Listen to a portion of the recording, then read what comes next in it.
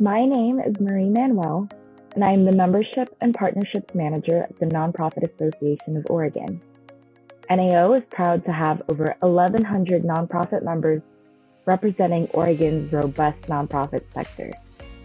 Today's nonprofit is the Rural Organizing Project, which is headquartered in Cottage Grove, Oregon, but they organize and do great work in communities all across the state. We're here today with Monica Beamer, who is the Development Director at ROP. Hi, Monica. Hi. Thanks for joining me today. Thanks for having us. Yeah. Thanks for all your support. Absolutely. So to kick us off, tell us about ROP, Rural Organizing Project. What's your mission and who do you serve? Great. Well, the Rural Organizing Project, as you mentioned, we're statewide rural project, and we have 70 different member groups in 33 of the 36 counties in Oregon that are all volunteer autonomous groups that are working in their communities to stand up for justice and democracy and dignity for all folks in their communities. And what ROP does is Rural Organizing Project, we call it ROP, is we help those groups to thrive and to have a leadership team, have communication systems, have a plan that's an intersectional plan so that they're working on a campaign, but they can see the connections of that campaign or that struggle that they're having, the connection with other struggles, so they can pivot and work to support the dignity of all of their neighbors and work together. And we also connect the groups so that they're always knowing that there's other groups out there doing similar work and that they're learning from each other. So we take as a staff and as an organization, we take our lead from those groups. They help and tell us what's important, what's happening. We bring them together and listen, and again, so people are learning from each other. Obviously, these past couple of months have been extremely challenging and difficult. How is your organization, one, doing? And how have you adjusted, if you've adjusted, I'm sure, and changed ways you've served your communities? That's a great question. Well, rural communities are really famous and great at taking care of each other.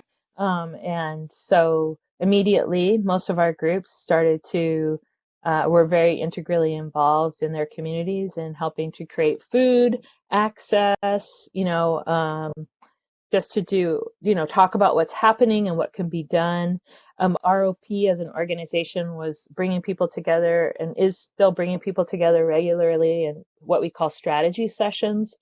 So bringing people together to talk about what was happening and to learn from each other and to learn all the creative ideas. Rural areas have been disinvested for many years now, with cuts to 911 services and cuts to schools and libraries. So it's even more important that we organize to say that our areas, just like every area, deserve to have what the people need to not only survive, but to thrive. So we've been pivoting to online, just like everyone, online strategy sessions and meeting regularly with our communities.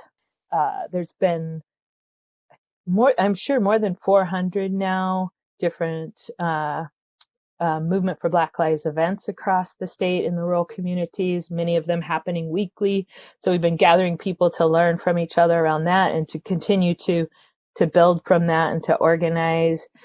And, we have, as you mentioned, a building in Cottage Grove, but now it's pivoted to being a distribution center for resources, which is not something we would normally do there. At least ROP wouldn't. Other groups provide soup and food regularly from there. But because it's so important right now that people have access to protective equipment, other resources, and to food, we have been doing that out of our center as well. So, are there other kind of successes that you can share about your organization? I can give one example of many that we have that show people, one, there's hope, and also how sort of talk about how we work together. So I want to talk a little bit of our accompaniment program for folks who are asylum seeking folks in our community, immigrants and asylum seeking folks. So we have, and we're doing this and doing trainings for what we call accompaniers.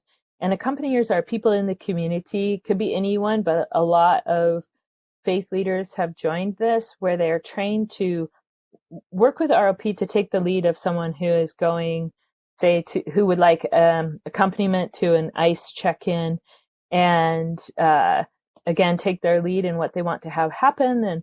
And at one point, we stood outside.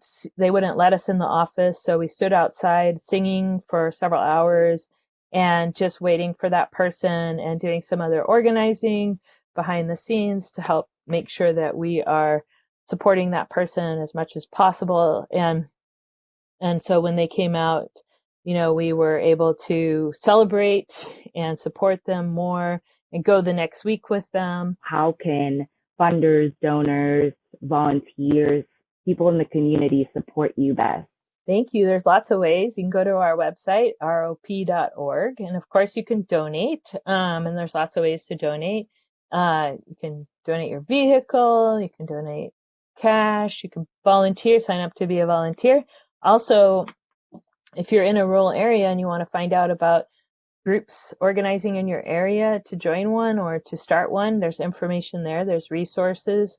And if you're not in a rural area, you can support ROP, being an urban ally, and through all those means as well. Awesome. Is there anything else you wanted to share? No, just thank you all for your support, and thanks for Thank you. highlighting our work and supporting the rural communities in all the ways that you do, and we appreciate it.